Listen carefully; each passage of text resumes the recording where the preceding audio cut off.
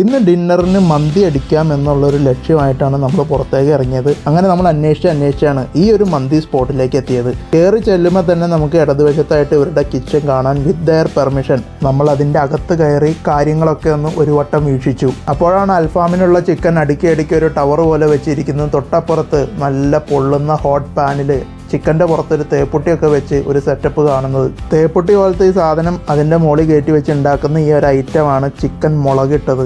അപ്പോൾ അതൊന്നും നമുക്ക് ട്രൈ ചെയ്യണം എന്നുള്ള തീരുമാനത്തോടു കൂടിയാണ് നമ്മൾ സീറ്റിലേക്ക് പോയത്. നമ്മുടെ കയ്യിൽ സമയം ഒട്ടും കളയാനില്ല. അപ്പോൾ നമ്മൾ നേരെ മന്തിയും ആ ചിക്കൻ മുളകിട്ടതിൻ്റെ ഒരു ലെഗ് പീസും പിന്നെ ഒരു അൽഫാം ചെസ്റ്റ് പീസും തന്നെ ഞങ്ങൾ ഓർഡർ ചെയ്തു. അത് പാത്രത്തിലേക്ക് മാറ്റുമ്പോൾ തന്നെ നമ്മളുടെ മൂക്കിലേക്ക് അതിൻ്റെ ആ ഒരു ഗന്ധം, ആ ഒരു വാസന നല്ല തുളച്ച് കയറുന്നുണ്ട്.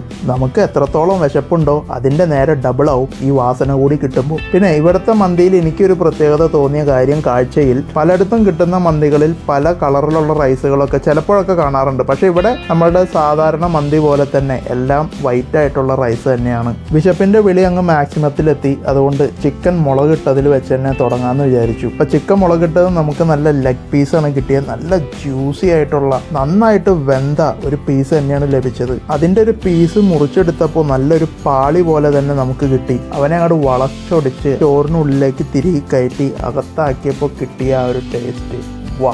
ഞാൻ ആദ്യമായിട്ടാണ് കേട്ടോ ചിക്കൻ്റെ ഇങ്ങനെ ഒരു ഡിഷ് കഴിക്കുന്നത്. നിങ്ങൾ ആരെങ്കിലും അങ്ങനെ ഒരു ഡിഷ് കഴിച്ചിട്ടുണ്ടെങ്കിൽ നമ്മളെ കമൻറ്റ് ബോക്സിലൂടെ അറിയിക്കുക. ആ ഒരു സാധനം നമ്മളുടെ മയണൈസ് ഫ്ലേവറും ആ ഒരു തക്കാളി ചട്നിയിലൊക്കെ മുക്കി അടിക്കുമ്പോൾ ഒരു വെറൈറ്റി ഫീൽ തന്നെ ലഭിക്കുന്നുണ്ട്. ഇനി യുദ്ധം ചിക്കൻ്റെ ചെസ്റ്റ് പീസായി എത്തിയ ചിക്കൻ അൽഫാമിനോടാണ്.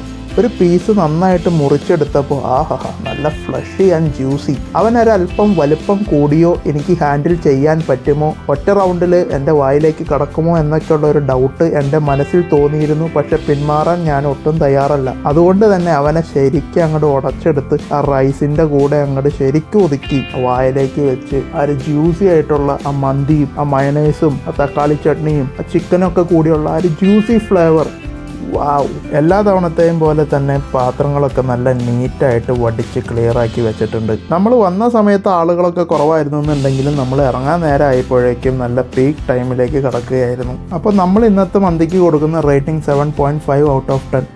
ഈ മന്തി സ്പോട്ട് വരുന്നത് കോഴിക്കോട് വയനാട് റോട്ടിലുള്ള കുന്നമംഗലത്തിനടുത്ത് പന്തീർ പാടത്താണ്. കോഴിക്കോട് ISRM ഇൻസ്റ്റിറ്റ്യൂട്ടൊക്കെ ഇതിനടുത്ത് തന്നെയാണ് വരുന്നത്.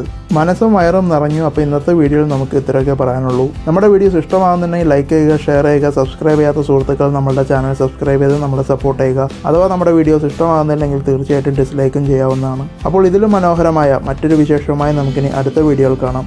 Thanks for watching.